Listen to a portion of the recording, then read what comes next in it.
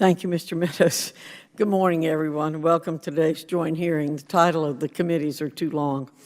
I thank Chairman Meadows for working with our committee on an issue that's critical to serving the best interest of students, families, and taxpayers. I'm a firm believer that collaborative efforts such as this are what most often produce the practical solutions the American people deserve. We all know that the current federal financial system is broken. That deserves repeating. We all know that the current federal financial aid system is broken. National student loan debt's at an all-time high, and a complex patchwork of grant, loan, and repayment programs has become so difficult to navigate that it often discourages individuals from pursuing a higher education. Students, families, and taxpayers deserve better.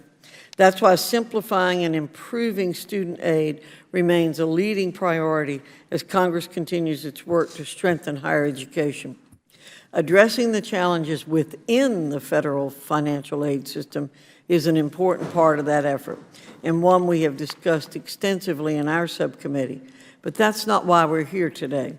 Instead, we're here to examine the agency tasked with managing the system, the Office of Federal Student Aid, or FSA. The agency is responsible for administering every federal loan, grant, work-study, and repayment program under Title IV of the Higher Education Act.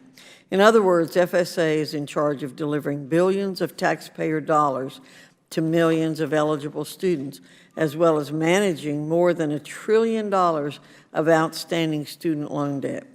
Additionally, the agency is expected to provide guidance about financial aid policies to thousands of colleges and universities and has the authority to revoke an institution's ability to participate in the aid programs should they not comply with that guidance. Needless to say, FSA plays an enormous role in the higher education system and has the ability to help or disrupt the lives of students. In the 1990s, the Government Accountability Office designated FSA as a, quote, high-risk agency with long-standing management problems, end quote. To improve the efficiency and effectiveness of FSA and to mitigate the mishandling of limited resources moving forward, Congress in 1998 converted the agency to a performance-based organization that would have to meet specific objectives under the Higher Education Act. Nearly 2 decades and trillions of dollars later, many would argue FSA is not achieving the intended results. It's our job to find out why and identify opportunities for reform to ensure taxpayer dollars are well spent and students are well served. Numerous reports reveal FSA is rife with inefficiencies that have led to a lack of communication with students, institutions, and loan servicers, improper payments, inaccurate reporting of data, failure to ensure borrowers are aware of the repayment options available to them, mismanagement of contractors and vendors, poor customer service, and I could go on, but we only have a limited time. After the last comprehensive review of the agency in 2008, the Department of Education's Office of Inspector General found FSA has failed to meet its responsibility as a performance-based organization, such as developing a 5-year performance plan with external stakeholders and establishing annual performance reviews for the agency's top executives.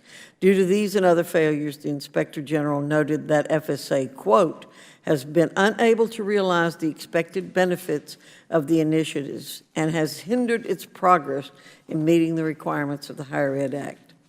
This is about more than checking. When FSA fails to fulfill its responsibility, it jeopardizes hard-working taxpayers' money intended to help students.